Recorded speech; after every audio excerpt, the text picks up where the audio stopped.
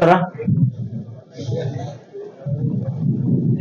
ವೇದಿಕೆ ಮೇಲೆ ಆಸೀನರಾದಂಥ ನಮ್ಮ ಜನಪ್ರಿಯ ಕೋಲಾರ ಶಾಸಕರಾದಂಥ ಕೊತ್ತೂರು ಮಂಜಣ್ಣನವರೇ ಹಾಗೂ ಇಲ್ಲಿ ಸೇರಿರುವಂಥ ಎಲ್ಲ ಕಾಂಗ್ರೆಸ್ ಪಕ್ಷದ ಮುಖಂಡರೇ, ಇವತ್ತು ನಾವು ಇಲ್ಲಿ ಸೇರಿರುವಂಥ ಮೂಲ ಉದ್ದೇಶ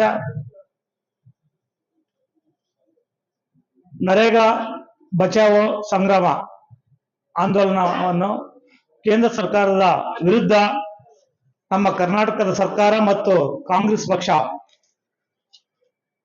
ಒಟ್ಟಿಗೆ ನಮ್ಮ ಚಿಕ್ಕಬಳ್ಳಾಪುರ ತಾಲೂಕಿನ ಚೆದಲಪುರ ಗ್ರಾಮದ ರಾಷ್ಟ್ರೀಯ ಹೆದ್ದಾರಿ ಪಕ್ಕದಲ್ಲಿ 23ನೇ ತಾರೀಕು ಕಾರ್ಯಕ್ರಮವನ್ನು ಆಯೋಜನೆ ಮಾಡಿದ್ದಾರೆ.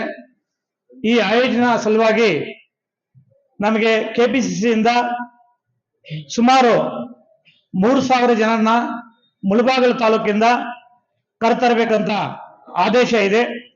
ಈ 3,000 ಜನರನ್ನ ಸಂಗ್ರಹಣ ಮಾಡ್ಕೊಂಡು ನಾವು ಕರ್ಕೊಂಡು ಹೋಗಕ್ಕೆ ವಾಹನದ ವ್ಯವಸ್ಥೆ, ಊಟದ ವ್ಯವಸ್ಥೆಗೋಸ್ಕರ ನಾವು ಇಲ್ಲಿ ಸಲಹೆ ಸೂಚನೆ ಪಡೆಯಲು ನಾವು ಇಲ್ಲಿ ಸೇರಿರುವ ವಿಷಯ.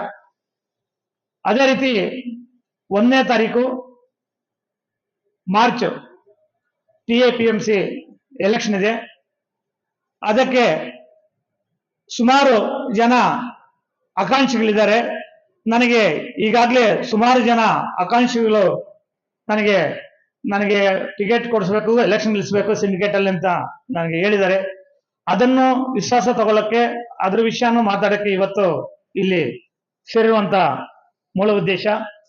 ಈಗ ಯಾರ್ಯಾರು ನನಗೆ ತಿಳಿಸಿದಾರೋ, ನಮಗೂ ಒಂದು ಹೈಕಮಾಂಡ್ ಅಂತ ಇದೆ. ಈಗ ನಾವು ಈಗ ಕೊತ್ತೂರು ಮಂಜಣ್ಣ ನಮ್ಮ ಹೈಕಮಾಂಡ್ ಅಂತ ನಾವೆಲ್ಲರೂ ಸೇರ್ಕೊಂಡು ನಿರ್ಧಾರ ಮಾಡ್ಕೊಂಡಿದೀವಿ. ಅದರಿಂದ ನೀವು ಈಗಾಗಲೇ ನನ್ನ ಗಮನಕ್ಕೆ ಏನೇನ್ ತಂದಿದ್ದೀರಾ, ಇನ್ನು ಮುಂದೆ ಏನೇನ್ ತರ್ತೀರಾ ಅದನ್ನೆಲ್ಲ ನಾನು ಮಂಜಣ್ಣ ಅವರ ಗಮನಕ್ಕೆ ತಂದಿದ್ದೀನಿ.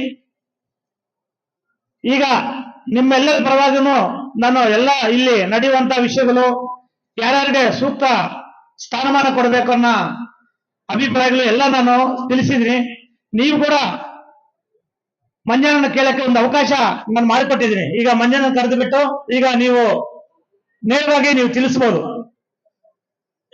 ನನ್ನ ವೈಯಕ್ತಿಕ ಅಭಿಪ್ರಾಯ ಒಂದು, ನಿಮ್ಮೆಲ್ಲರ ಪರವಾಗಿ ಮಂಜಣ್ಣ ಯಾರನ್ನಾರು ಸೂಚಿಸ್ತಾರೋ ಅದಕ್ಕೆ ನಾನು ವೈಯಕ್ತಿಕ ಅಭಿಪ್ರಾಯ ಕೊಡ್ತೀನಿ. ನೀವು ಕೂಡ ಮಂಜಣ್ಣನ ಯಾರ್ಯಾರು ಸೂಚಿಸ್ತಾರೋ ಅವರಿಗೆ ಬೆಂಬಲಿಸ್ತೀರಂತ ನಾನು ಈ ಸಂದರ್ಭದಲ್ಲಿ ನಾನು ನಂಬಿದ್ದೀನಿ.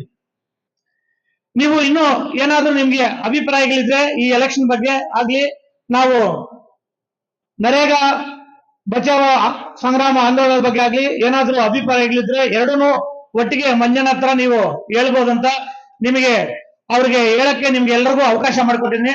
ದಯವಿಟ್ಟು ನೀವು ಸಲಹೆ ಸೂಚನೆಗಳನ್ನು ಕೊಡಬಹುದು ಅಂತ ಈ ಸಂದರ್ಭದಲ್ಲಿ ನಾನು ಹೇಳ್ತಾ ಇದ್ದೀನಿ. ಜೈ ಹಿಂದ್, ಜೈ ಕರ್ನಾಟಕ.